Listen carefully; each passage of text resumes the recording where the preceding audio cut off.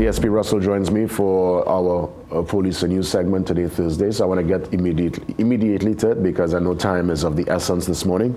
Officer, good morning. Good morning, sir. Good morning, Trinidad and Tobago. On behalf of the Commissioner, Deputy Commissioners, Assistant Commissioner, First and Second Division Officers of the Trinidad and Tobago Police Service. Good morning. Good morning, Officer Russell. I want to start with the wrecking scenario. Since the records are back out, have you, or at least based on feedback from your colleagues, is there any improvement? Is behavior, is there behavioral change with how people park and treat with the city? I can only go by what I would have observed. The Impong Yard seems to continue to have a lot of vehicles, when you're passing. Oh, gosh. I don't know if it's the time that I am passing or if it's really change, but we are seeing some improvements. However, there is a long way to go because persons are still driving recklessly. Persons are still using the shoulder. We need to come away. We need to be responsible and take accountability for our actions and come away from that situation where we need the police to be there to do the right thing. Is the record going to be operating in the night? Because I know we're into the heart of the carnival and lots of events in the city, and people will be driving to these said events. Well, I will tell you this.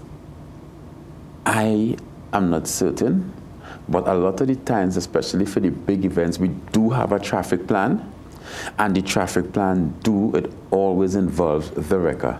And I will tell you something, persons will take the opportunity to park by a bus stop because it's the night, it's in the night. But if the rules, the laws are you are not to park by a bus stop, not because it's night, mean that the laws have changed. Mm-hmm. Yeah. So we as drivers still need to operate within the context of common sense and law. I like what you say, operate within the context of law and common sense, because our slogan for Carnival, the TTPS's slogan for Carnival is better choices, safer Carnival. Yeah. So. And that could also be aligned to the parking situation. Mm-hmm. Well, obviously it's one where we continue to have discourse on it, and we just ask folks to do the right thing. And I mean, if I could just inform the public, once your vehicle is wrecked, it's taken to the Impong Yard, it's opposite courts on South Key. Mm-hmm. You have to provide a valid driver's permit for those who are driving along on the expired permit and a valid insurance before that vehicle is released to you. Should the vehicle stay overnight, you'll be charged a $200 overnight fee for every night that the vehicle stays there. I want to be honest this morning and rather frank. Why are we still in this 2026 asking those who coming to get their car to bring cash? Why can't we use a card machine? Why can't we have electronic payment system? Because from what I understand through a reliable source, that is what caused the wrecking to stop in the first place. The big hiatus we had was because of, let's be real, anywhere there's cash, there is that temptation to touch and put your hand in the cookie jar. Well, there's more accountability now, and I hear you with the cash, with the issue with the cash, and eventually we would get there. Mm-hmm. However, it takes a little while longer, especially when you see the way that the place is set up and the operations and stuff like that. It is not a purpose-built event for that, so a purpose-built space for that. So all of the resources may not have been in place at the point in time, but the parking situation had become so... It was terrible. So it was terrible. I'm happy you can see that. I'm honest. As you see through our lenses, it has become so bad that we had to do something. People's parking on taxi stand. I've seen it. It was terrible. We had to do something to experience change behavior. Yeah.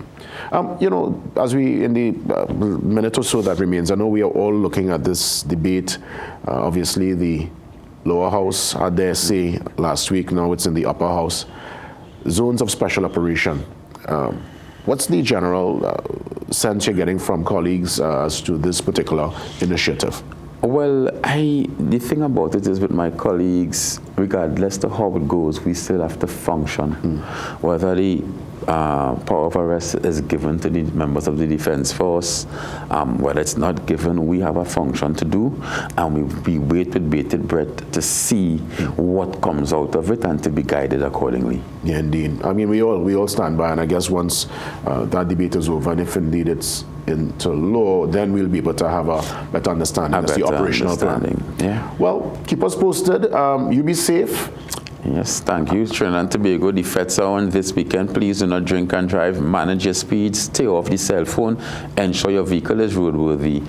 Pay attention to your surroundings. Be aware. Move in groups. Park in well-lit, safe areas. And have a safe and enjoyable weekend. What's the mandate again for Carnival? Better choices? Better choices. Safer Carnival. I love it. That's a strong tagline going into the season. Better choices, safer Carnival. Let that be the mandate for 26 and beyond. We get ready for the 7 a.m. news update. Your mental health matters. Up next, after the news, and then Lero. He joins us before we transition to the morning shot. See you soon. I'd like to talk to your daughter, please. She put me in hot water and I can seem to get over